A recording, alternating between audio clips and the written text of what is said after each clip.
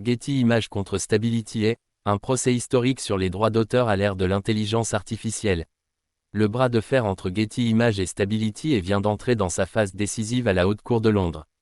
Au cœur du litige, l'utilisation massive, et présumée non autorisée, de millions de clichés protégés pour entraîner l'intelligence artificielle Stable Diffusion, développée par Stability. Un procès explosif, aux allures de crash test juridique pour tout le secteur de la création à l'ère numérique. Getty accuse Stability d'avoir utilisé plus de 12 millions d'images issues de sa base sans autorisation, via le jeu de données LAION5B, une gigantesque compilation d'images glanées sur le web. Certaines de ces photos portaient encore les filigranes Getty dans les résultats générés par Stable Diffusion. Un détail qui n'a rien d'anodin, il témoignerait d'une reproduction directe, et non d'une simple inspiration ou d'un traitement transformateur.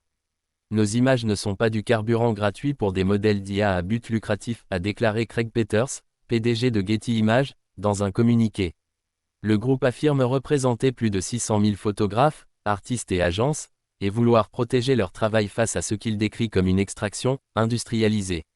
Stability AI, quant à elle, rejette les accusations et conteste la compétence du tribunal britannique. Selon elle, l'entraînement de Stable Diffusion s'est déroulé sur des serveurs situés aux États-Unis, rendant le procès caduc en droit britannique. Elle soutient également que ces pratiques relèvent du fair usage équitable, et que ces modèles ne restituent pas les images mais apprennent des motifs visuels statistiques.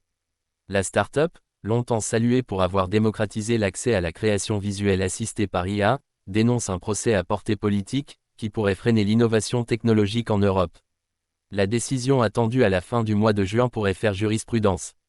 En cas de victoire de Getty, les géants de l'IA devront probablement obtenir des licences explicites pour chaque image utilisée, même à des fins d'entraînement. Cela pourrait transformer le modèle économique actuel de l'intelligence artificielle générative. En toile de fond, une question vertigineuse. Peut-on enseigner à une IA sans jamais empiéter sur le travail humain? Et si oui, à quel prix?